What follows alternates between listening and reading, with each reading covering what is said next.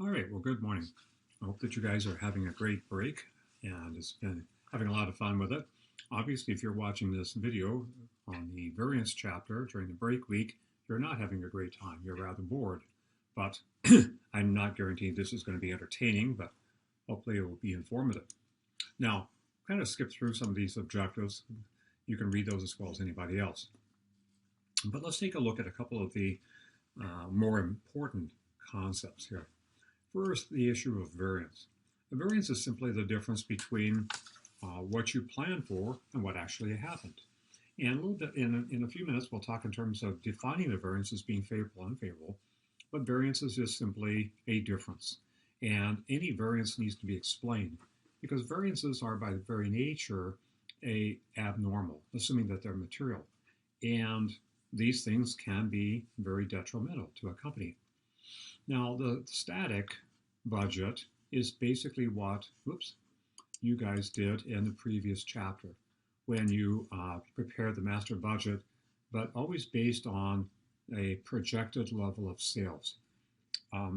Generally, what's going to end up happening is that the actual level of sales will be different for a lot of reasons. And some of those reasons are talked about in the chapter, but primarily competition, economic issues can come into play. There are a lot of things within a company that could happen to cause sales to increase or decrease. So the question is always, well, okay, if the actual results are different, that's fine, but how well did we do? Now, the static budget difference is going to be simply the difference between the income levels from the static budget versus the actual results. And a favorable variance versus unfavorable. This is a confusing element to a lot of people. And in a minute or two, we'll look at some examples where I think it's a little bit easier to see this when you can actually see numbers involved with it. But a favorable variance simply means that the result of that, when there's a difference, that it's going to increase the income. An unfavorable variance means that that result will decrease income. And that's really all there is to it. Don't make the mistake of thinking that favorable variances are good for a company. They can be bad, just as well as an unfavorable variance can be bad for a company. But these are just identified simply by their what happens to income because of the variance. Now, what we're going to look at here, and don't get too concerned about these different levels when they go from level 0 down to level 3. This is simply the author's way of distinguishing the different types of analysis that can take place when you compare the static budget versus the actual, and you drop in a so-called flexible budget. I'm not going to spend too much time with it, but understand what these levels are because it'll help you as you navigate your way through the text. All right, let's look at an actual example here. So let's just start with this. This constitutes a level 0. A level 0 simply says, let's take a look at what is the difference between what we thought operating income was going to be and what it actually is. And in this case, here's the budget always constitutes the benchmark. That is what we should get. And we want to compare that with what actually occurred. Well, the difference here is $93,100. Okay, and when it's going in that direction, obviously the income's less is going to be an unfavorable variance.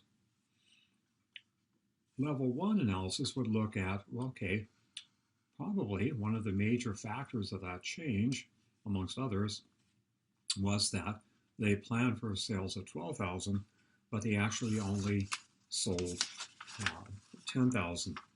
So the impact of that variance, that is the difference, okay, when you sell 2,000 units less, the impact of that is going to be unfavorable. And that's really the definition of favorable and unfavorable. Look at the difference. You can measure it mathematically.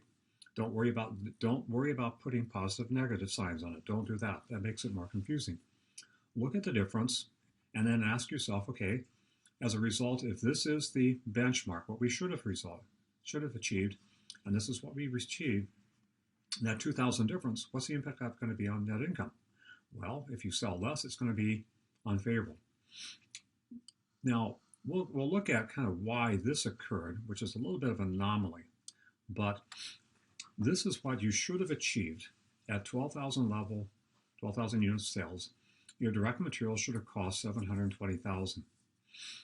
So when I look at the actual results, it comes in at 621,000. All right, you're spending less. Okay, the difference there is 98,400. Well, if you spend less than what the budget allows you, the impact of that is going to be favorable. Okay, and that is anytime I can save cost. Ooh, I'm getting far afield here. Anytime I can spend less than what I thought or what I planned, the impact of that is going to be favorable. All right, well, level 1 and level 0 really don't tell us a whole lot that's particularly relevant, other than that, gee, we have a problem in terms of sales. We sold a lot less than what we thought. Now, a couple of things are important as we look at these things here. All right, variance analysis, case, this particular chapter is going to be based on the concept of variable cost and fixed cost. All right, and that is at any level of sales that the assumption is this is going to be sold for $120 per unit. The sales price is $120. We're locked into that. Okay, we're locked into, okay, because we're going to budget on a per unit basis. That's the essence of variance analysis. I'm budgeting on a per unit basis rather than for the company as a whole. And likewise, my direct materials will be $60 per unit. My direct labor will be $16, and my manufacturing variable overhead will be $12 per unit. These variable costs remain constant. The other is that I'm assuming that my fixed cost should remain constant, and that will be $276,000. Okay, so a lot of what we're going to do here is going to be coming back to some of those basic concepts that you learn dealing with variable analysis.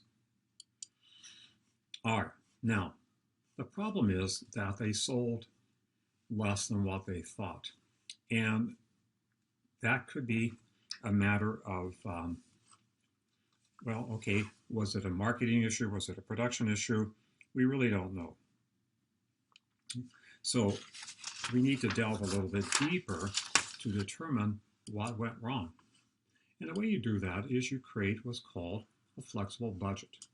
And a flexible budget is looking at, okay, let's start with a basic assumption. And that is, if I look at what I actually did, I need a better comparison of my actual results than the static budget, because this is all based on sales at 12,000.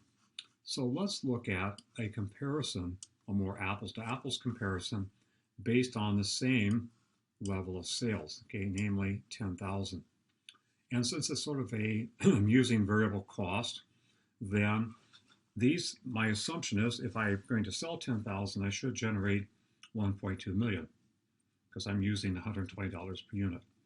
My direct material should be 600,000, okay, and so on and so forth, times whatever those standards are that I allowed.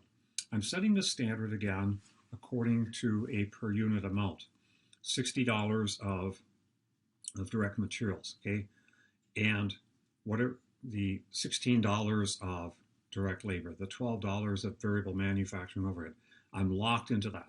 That's the best usage. If I'm being efficient, I'm doing everything right, that's what I should be paid. Well, okay, fine. But the problem is I have these problems right here. If the flexible budget is my best comparison, that is, these are the numbers that I should be getting based on price and quantity that I should be paying and should be using, whoops, I have a problem. I should have come in at 600,000. I came in at 620,000. I have a problem. I'm spending more for materials than I'm allowed under my budget.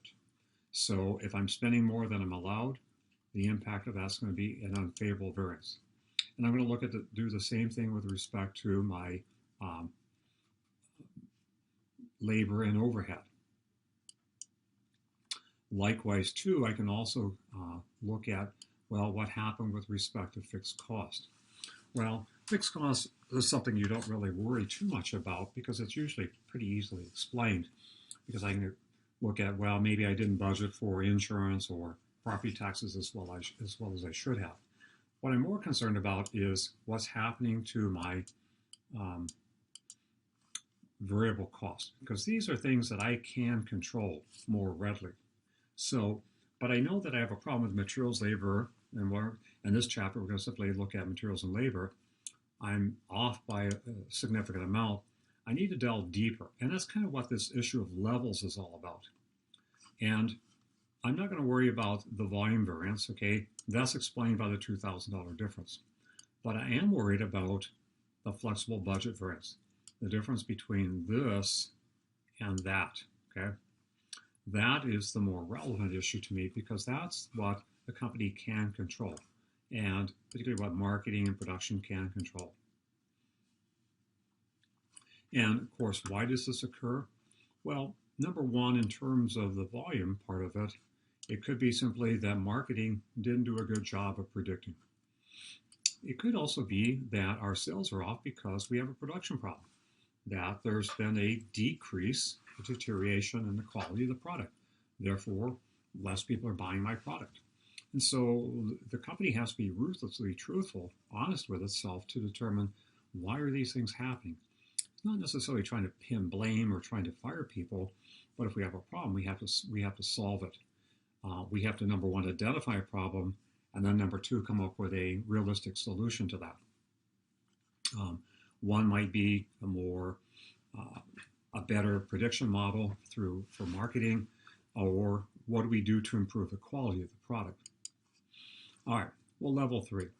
Level three says, look, okay, we have a problem with respect to materials, and we have a problem with respect to labor. We have those two significant unfavorable variances. Well, with any particular item, I'm assuming that direct materials are made up of two items. One is the price that I'm paying for it. Okay, that's going to be one standard. That is, at the beginning of the year, I will decide what is a standard price that I'm going to pay for material X, whatever that is. And, I'm also going to say that there's going to be an additional standard, and that is with respect to the amount. And I'm going to set that standard. So if it's $5 per pound, and I'm using 10 pounds per item, then I'm allowed $50. And what I can do is to distinguish, oh, did I pay more or less than I thought? Did I use more or less than I thought? So what the level three variances look at are my price and my so-called efficiency variance. So let's kind of skip through here. And I think that the three-column approach is perhaps the best way of looking at it. Then we can swing back up, look at the previous slide in terms of the more algebraic looking analysis. All right, now this is looking at the actual quantity times the actual price. And part of it is the givens here. They're manufacturing chairs, and they tell you in this case, the givens are that they manufacture 10,000 chairs, and they are allowed, 2 yards per chair, and the standards are $30 per square yard. Okay. So number one, those are my standards.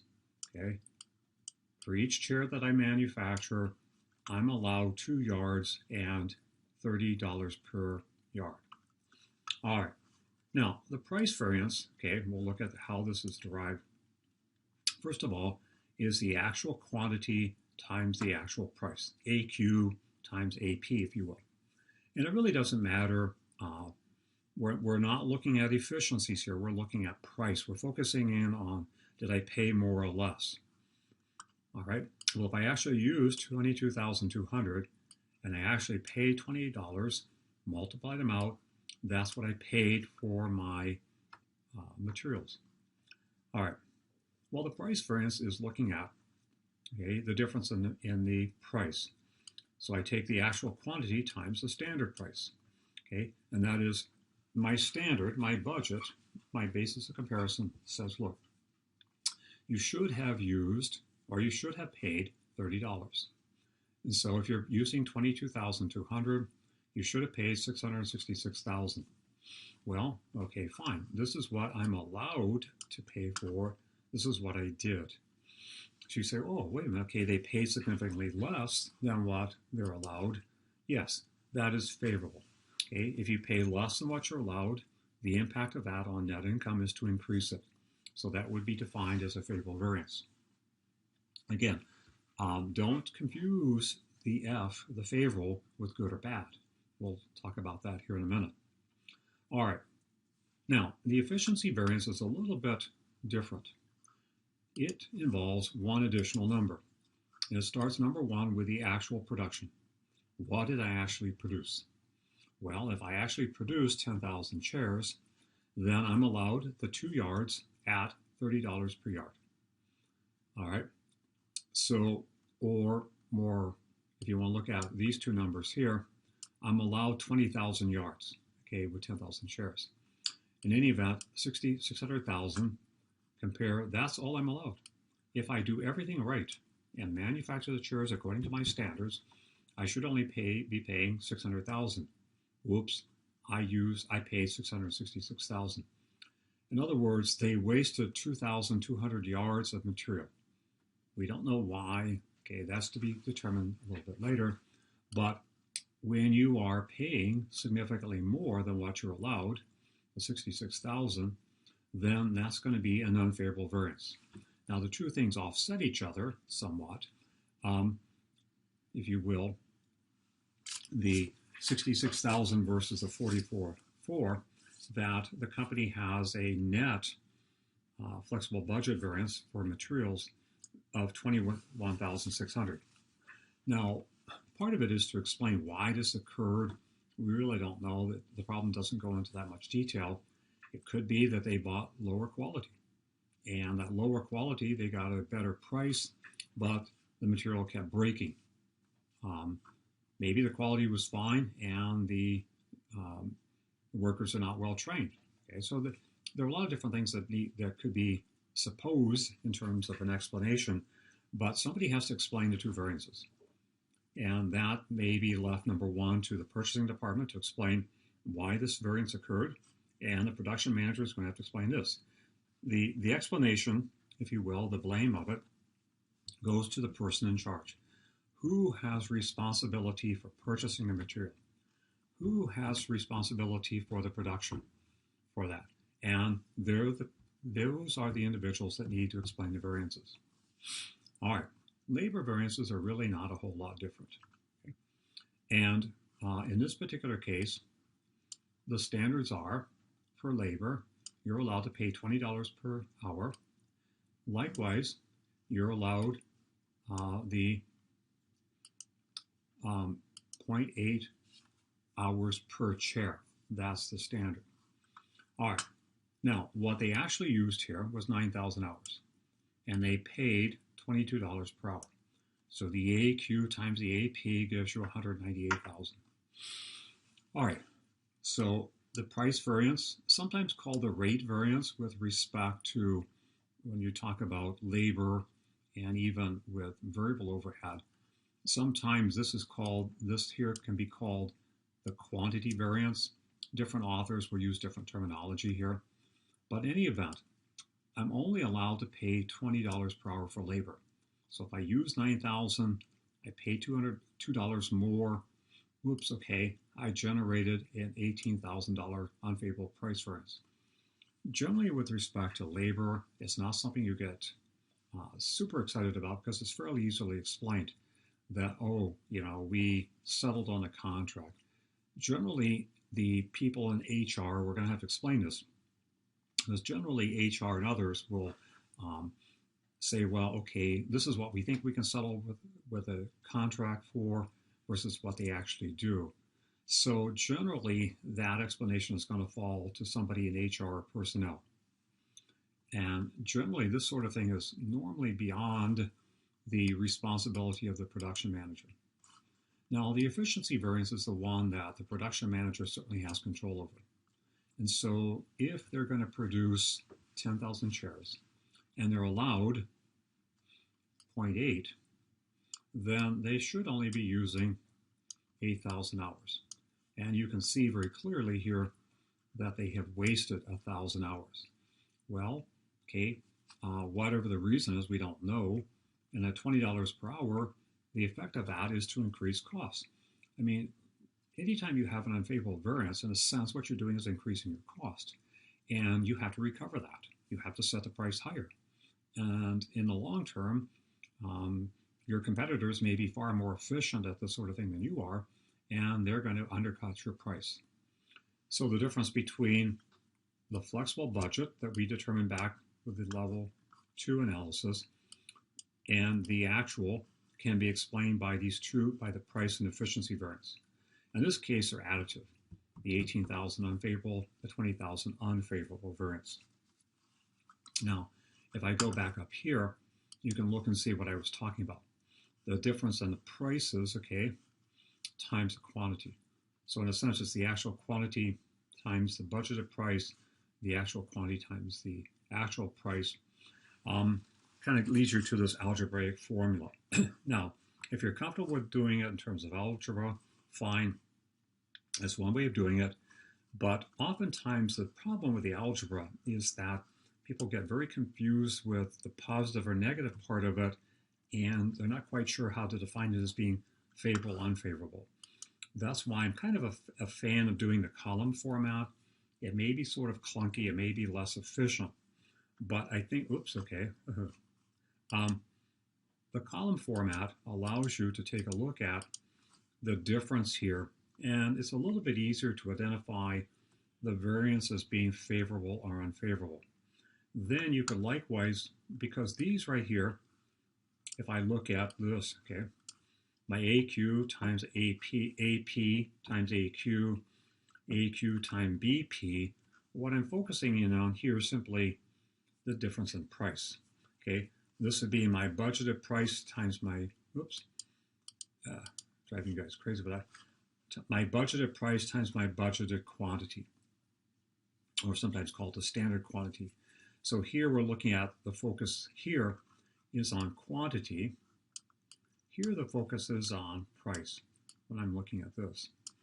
Okay, and this with respect to price would be my comparison with quantity. This is my comparison here. Okay, so again, I can break these down. I could also back, this one I will go back and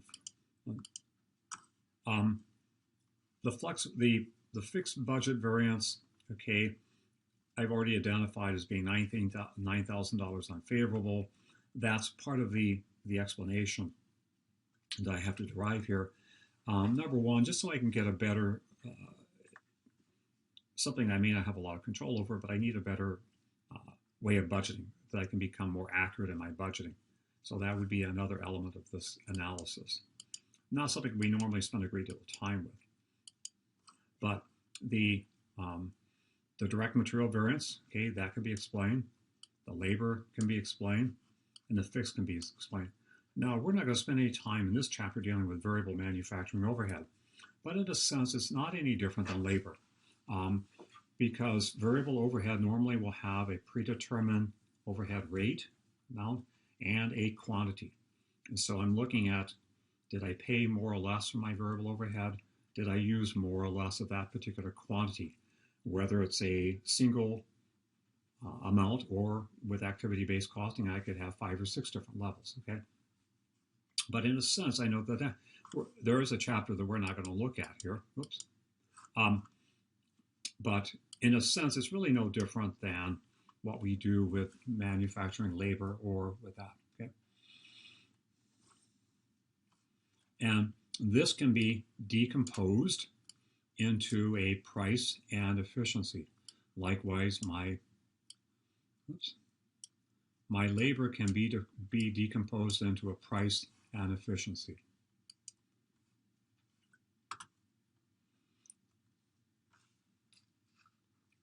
Now, again, the standard is something that the company has to spend a great deal of time determining before, not something that you can just sort of make up as you go and say, oh, okay, we're done. But this becomes, particularly with labor and materials, it depends how much you want to break it down. But that is really, the company spends a great deal of time setting the standards that are challenging but yet realistic, okay? And that's going to, in a sense, be that benchmark, okay? That is the comparison. That we're going to use the standard, the flexible budget, as the basis of comparison to decide whether we did well or didn't do so well.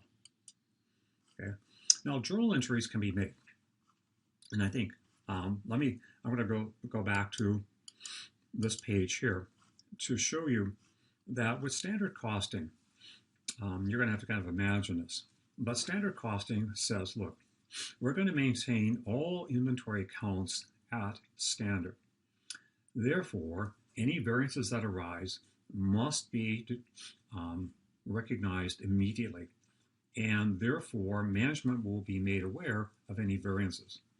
Now, that means with respect to materials that when they, if we look at materials, they should have paid $600,000. All right. So I'm going to debit, if you will, work in process for $600,000 because that's all I'm allowed. I'm only allowed to debit work in process for the standard amount, 10,000 chairs, 2 yards, $30 per yard. Now, I paid $621,600. So fine, you can credit cash, you can credit accounts payable for $621,000. But I also have to include these variances. And generally, an unfavorable variance is always going to be a debit entry. A favorable variance will always be a credit entry. Now, I always like to look at it this way. An unfavorable variance is kind of like an expense. A favorable variance is kind of like a revenue. So going back to what I said, I would, and this is not necessarily the best way of doing it, but you can clean up your journal entry a little bit after the fact. I'm going to debit work in process for $600,000 because that's all my standard allows me. I will credit accounts payable for $621,000. I will credit the material price variance for $44,400 and debit material efficiency variance for $66,000. Okay, my debits will equal credits. Likewise, I could, for respect to labor, I will debit work in process for $160,000. I will credit wages payable for $198,000, debit labor price variance for $18,000, and debit labor efficiency variance for $20,000. And every time I do that, I'm going to make those entries. Now, at the end of the year, I have to close out all of these price and efficiency variances to cost of goods sold. Okay, because again, at the end of the year, I have to bring everything back to total cost. But internally, the company can do whatever they want. They can keep their inventories at standard so that it forces the company to recognize and to deal with any kind of variances that arise. Now, it's up to the company to decide at what level do they decide to analyze the variances. And they'll set a threshold of materiality to decide how, when, and where they're going to do that. All right, last bit of information here. Benchmarking. Benchmarking is simply a way that a company sets a standard. And what you want to do with this is to say, look, okay, who's the best in our industry? Who's the best? And maybe you are, but you want to have a comparison. Who is the best? And what do we need to do to achieve that particular level? So it could be operating cost, operating revenue, income, etc. Who is the most efficient? Who's the best? We want to be like them. And that's really all benchmarking is. It gives you a target that you can try to hit to say we are there. All right, so that's it for this chapter. I'm hoping you guys have a really great vacation, though not too great. You don't want to get into too much trouble. So this will be posted, and I will see you then next week.